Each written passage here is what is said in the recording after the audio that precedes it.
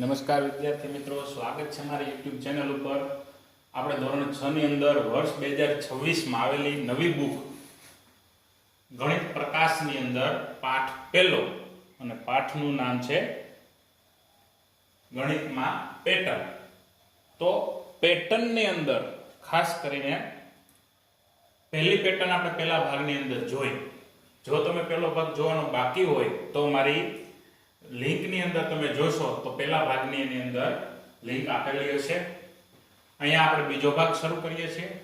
પાઠનું નામ તો મેં તમને વાત કરી એમ તો નંબર ઉપર આખી પેટર્ન ચાલે છે. જો 1.4 મુદ્દો શું કહે છે કે સંખ્યા શ્રેણીઓ વચ્ચેના સંબંધો શું છે. શ્રેણી વચ્ચે સંબંધ કઈ રીતનો છે તો કેટલીક વાર એવી રીતે શ્રેણી હોય છે કે એકબીજા સાથે જોડાયેલી. ઉદાહરણ એક આપણને આપેલું છે કે જ્યારે આપણે એકી સંખ્યાઓનો સરવાળો કરવાનું શરૂ કરીએ છીએ ત્યારે શું થાય છે. તો નીચે ઉદાહરણ આપ્યું છે આપણને કે ભાઈ 1 તો 1 એટલે 1 ને 1, પછી એકી સંખ્યા 1 અને 3 ક્રમિક એકી સંખ્યા ઉમેરીએ છીએ તો 1 + 3 કેટલા થઈ છે 4. પછી 1 + 3 + 5 તો 1 + 3 એટલે 4, 4 ને 5 એટલે 9. પછી 1 + 3 + 5 + 7 જો ક્રમિક એકી સંખ્યા ઉમેરતા જાય છે તો 1 + 3 + 5 તો એનો સરવાળો ઉપર આપ્યો છે 9 અને 9 + 7 એટલે થાય છે 16. 1 + 3 + 5 + 7 + 9 એનો સરવાળો કરીએ એટલે થાય છે 25. 1 + 3 + 5 + 7 + 9 + 11 એનો સરવાળો થાય છે 36. મિત્રો શ્રેણી કંઈક જાણીતી લાગે છે. આપણે એને બીજી રીતે દર્શાવીએ તો શ્રેણીને તમે દર્શાવશો તો અહીંયા 1 છે એને હું અહીંથી બાજુમાં તમને દર્શાવું છું કે 1 છે તો આપણે અહીંયા દર્શાવીએ બાજુમાં તો 1. પછી 4 છે તો એને 4 ટપકાથી દર્શાવીએ. પછી 9 છે તો 9 ને 9 ટપકાથી દર્શાવીએ.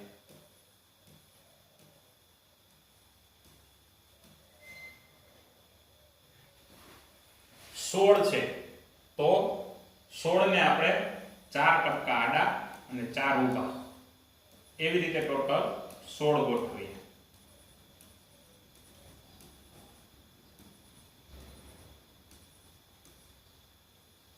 અને આવી જ રીતે 25 તો 5 આડા 5 ઊભા.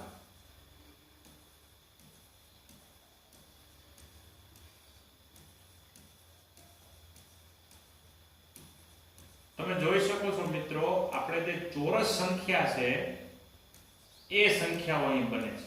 જો આડા ઊભા ટપકાની સંખ્યા આડી લાઈનમાં અને ઊભી લાઈનમાં સરખા હોય એટલે ચોરસ સંખ્યા. અને વર્ગ સંખ્યા કહી શકાય. ઉદાહરણ તરીકે 1 × 1 એટલે એનો અર્થ થશે 1. 2 × 2 તો એનો અર્થ થશે 4. આ વર્ગ સંખ્યા કહી શકાય. 3 × 3 તો એનો અર્થ થશે 9. 4 × 4 ચોકે ચોકે 16. 25 25 25. તો આ શું થયું એક પ્રકારની પેટર્ન બની. આપણે એકી સંખ્યાનો સરવાળો કર્યો તો શું સંખ્યા બની તો કે જે શ્રેણી મળી એ છે આપણી વર્ગ સંખ્યાઓ મળી. આગળ જોઈએ મિત્રો. આની ચિત્રાત્મક રજૂઆત આપણે કરવી હોય તો વર્ગ સંખ્યા અને ચોરસ સંખ્યાને ચિત્રાત્મક રીતે દર્શાવવી તો કઈ રીતે દર્શાવી શકાય તો 1 3 5 7 એને વિભાજિત કરી અને ચોરસની અલગ રીતે દર્શાવવી તો તમે થોડીક વાર વિચાર કરો કે કેમ દર્શાવી શકાય કે જેમાં 1 પછી 3 જોડવાના પછી 5 જોડવાના જે રીતે ઉપર દર્શાવ્યું છે એ રીતે જો સંખ્યા થાય. અહીંયા છે આપણે જોઈએ તો આ રીતે દર્શાવી શકાય. કઈ રીતે દર્શાવી શકાય અહીંયા તમે જુઓ ચિત્ર જુઓ છો એની અંદર પહેલા કેટલું છે તો કે 1 અહીંયા 1 છે તો અહીંયા 1 પછી 3 છે તો અહીંયા 3 જુઓ છે 3 પછી 5, અહીંયા 5 આપણને આ દર્શાવેલી આપેલી જ છે, પણ આ રીતે આપણે એને રજૂ કરી શકીએ. એકી સંખ્યાના સરવાળા તરીકે આપણે છે એ ચોરસ સંખ્યા દર્શાવી હોય તો આ રીતે પણ દર્શાવી શકાય. હવે આગળ જોઈએ. હવે મિત્રો પ્રશ્ન શું પૂછ્યો છે કે આવા જ ચિત્ર દોરીને, આવું જે ચિત્ર ઉપર હતું એવું જ દોરી અને તમારે છે એ પ્રથમ 10 એકી સંખ્યાનો સરવાળો શું થાય કહેવાનું છે. અહીંયા આપણે દર્શાવેલું છે. જુઓ, પહેલા છે પહેલી સંખ્યા એકી સંખ્યા 1, પછી 3, પછી 5, પછી 7, પછી 9, પછી 11. આવી રીતે 10 સંખ્યાઓ, જો 1 2 3 4 5 6 7 8 9 અને 10, ટોટલ 10 સંખ્યાઓનો સરવાળો. એટલે આપણે સીધું કરી શકીએ કે 10 ગુણ્યા 10 બરાબર 100 થશે. તમે પેટર્ન જોઈ હોય તો તમને ખ્યાલ આવી ગયો. આપણે ફરીથી પેટર્ન ઉપર વયા જાય એટલે અંદાજ આવી જઈએ કે કઈ રીતે આપણે 10 ગુણ્યા 10 કર્યા. જો અહીંયા મેં શું કર્યું, બે એકી સંખ્યા હતી. જો બે એકી સંખ્યા હતી તો અહીંયા આ બે એકી સંખ્યામાં શું આવ્યું, 2 દુ 4. જેટલી એકી સંખ્યા હોય એનો ગુણાકાર એની સાથે. માનો કે છેલ્લું જોવો, કેટલી એકી સંખ્યા છે ટોટલ, 1 2 3 4 5 અને 6. આ 1 થી 11 સુધીમાં ટોટલ કેટલી સંખ્યાઓ છે તો કે 6 સંખ્યા છે. તો 6 સંખ્યા છે તો 6 ગુણ્યા 6 બરાબર 36. આવી રીતે આપણે ગોતી શકીએ. એટલે આપણને હવે પૂછવું હોય કે 20 એકી સંખ્યાનો સરવાળો કેટલો થાય, 20 એકી સંખ્યા, તો કે 20 ગુણ્યા 20, તો કે 20 ગુણ્યા 20 એટલે કેટલા થાય, તો કે સરવાળો આપણે કરવા જઈએ 20 એકી સંખ્યાનો તો બહુ અઘરું પડે. તો આ 20 ગુણ્યા 20 માં 2 ગુણ્યા 2, 2 દુ 4 અને પાછળ 2 0 એટલે 20 ગુણ્યા 20 થશે 400. તો 20 પ્રથમ એકી સંખ્યાનો સરવાળો 400 થાય છે. તો એની પેટર્ન આ રીતે આપણે દોરીને બતાવવાની છે. હવે બીજો પ્રશ્ન પૂછ્યો છે કે હવે આવા જ ચિત્રની કલ્પના કરવાની છે અથવા જરૂરિયાત મુજબ તેને આંશિક રીતે દોરી અને તમે કહી શકો કે પ્રથમ 100 એકી સંખ્યાનો સરવાળો શું થાય. તો મિત્રો આ ગણતરી દર્શાવી છે 100 ગુણ્યા 100 એટલે કે 100 ગુણ્યા 100. જો મોઢે ગુણાકાર કરતા આપણે સાથે સાથે શીખતા જઈએ. જ્યારે શૂન્યવાળી સંખ્યા પાછળ 2 મીંડા છે, અહીંયા પાછળ 2 મીંડા છે, ટોટલ મીંડા કેટલા છે 4, તો અહીંયા 4 મીંડા મૂકી દીધા. અને 1 ગુણ્યા 1 એટલે 1 ગુણ્યા 1 થશે 1. તો 100 ગુણ્યા 100 એટલે થશે 10000. તો પ્રથમ 100 એકી સંખ્યાનો સરવાળો થશે 10000. મિત્રો આગળ જોઈએ કે આપણે બીજી એક પેટર્ન વિશે અભ્યાસ કરીએ. આવી છે ટપકાવાળી છે. શું છે કે આપણે સંખ્યા ઉમેરતા જઈએ ક્રમમાં. કઈ રીતે ક્રમમાં ઉમેરી છે તો કે શ્રેણી વચ્ચે જે પેલા 1 લીધો છે તો 1 નો સરવાળો 1 જ થશે, બરોબર છે. પછી છે 1 2 અને પાછો 1 એટલે ચડતું જવાનું પણ પાછું રિટર્ન ઉતરતું જવાનું. તો થશે સરવાળો કેટલો થયો 4. અહીંયા જુઓ 1 2 3 પાછા 2 અને 1. તમે અહીંયા જોશો તો અહીંથી ને આમ આગળ અને અહીંથી આમ આવી રીતે. તો અહીંયા થયા 9. અહીંયાથી જોશો તો અહીંથી 4 સુધી જાય છે, અહીંયાથી 4 સુધી જાય છે. મિત્રો મોટી સંખ્યા જોજો. મોટી સંખ્યા કેટલી છે 4. તો 4 ગુણ્યા 4 એટલે કેટલો સરવાળો આવશે 16. અહીંયા મોટી સંખ્યા કેટલી હતી 3.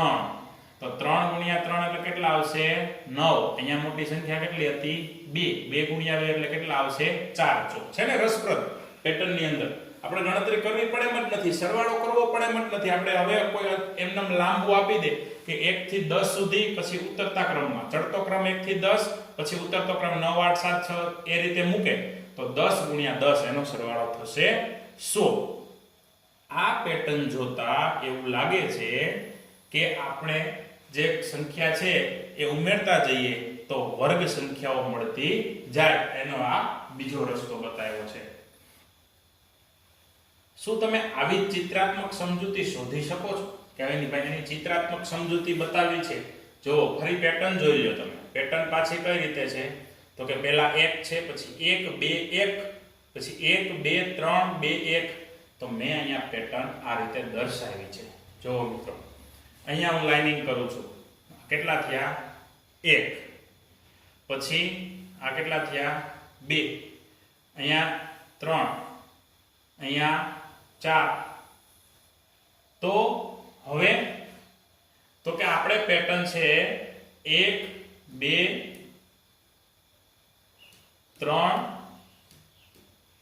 4, પછી 5, પછી 6, પછી 5. જો બીજી રીતે દર્શાવવાની રીત મેં તમને સમજાવી. અહીંયા તમે લાઇનિંગ કરશો તો કઈ રીતે ખબર પડશે? તો કે પહેલા ભાઈ ચડતું જાય છે, વધતું જાય છે, પછી એક ટપકું ઓછું થતું જાય છે. તો આ રીતે છે આપણે એને દર્શાવી શકીએ. વિચારો અને શોધો. ગણતરીની સંખ્યાઓ 1 1 વત્તા 2 વત્તા 1 1 વત્તા 2 વત્તા 3 વત્તા 2 વત્તા 1 આ પ્રમાણે ઉમેરતા ઉપરના અને પછી નીચેના ક્રમમાં ઉમેરવાથી વર્ગ સંખ્યાઓ મળે છે. તેના માટે શું તે સમાન ચિત્રાત્મક સમજૂતી શોધી શકો છો? તો આની એક મેં તમને ઉપર બતાવી એ રીતે આ રીતે ચિત્રાત્મક આકૃતિ આપણે છે એ દર્શાવી શકાય. હવેનો પ્રશ્ન છે કે તમારા ચિત્રના મોટા સ્વરૂપની કલ્પના કરો. હવે આપણે પ્રશ્ન નંબર 2 છે એમાં એવું કીધું કે મોટું સ્વરૂપ વિચારો. અને એવડું બધું સ્વરૂપ વિચારો કે તમારે છે 1 2 3 એમ કરતા કરતા 3% નો અર્થ એવો થાય કે વચ્ચે સંખ્યાઓ ઘણી બધી છે. પછી +99 સુધી જવાનું, પછી 100, પછી પાછું 99. તો મેક્સિમમ મોટા મોટી સંખ્યા શું આવી છે? 100. તો એનો ગણતરી કરો તો શું સંખ્યા થાય સરવાળો? તો કે 100 ગુણ્યા 100. મેં તમને હમણાં ગુણાકાર સમજાવ્યો હતો એ રીતે 100 ગુણ્યા 100 એટલે થશે 10,000. તો મિત્રો આપણે આ બીજો ભાગ છે અહીંયા સુધી રાખીએ છીએ. હવે આગળના અભ્યાસ માટે અવનવા વિડીયો જોવા માટે મારી ચેનલને લાઈક, શેર અને સબસ્ક્રાઇબ કરવાનું ભૂલતા નહીં. હવે આગળનો પાઠ આપણે ત્રીજા ભાગમાં જોશું મિત્રો. આભાર.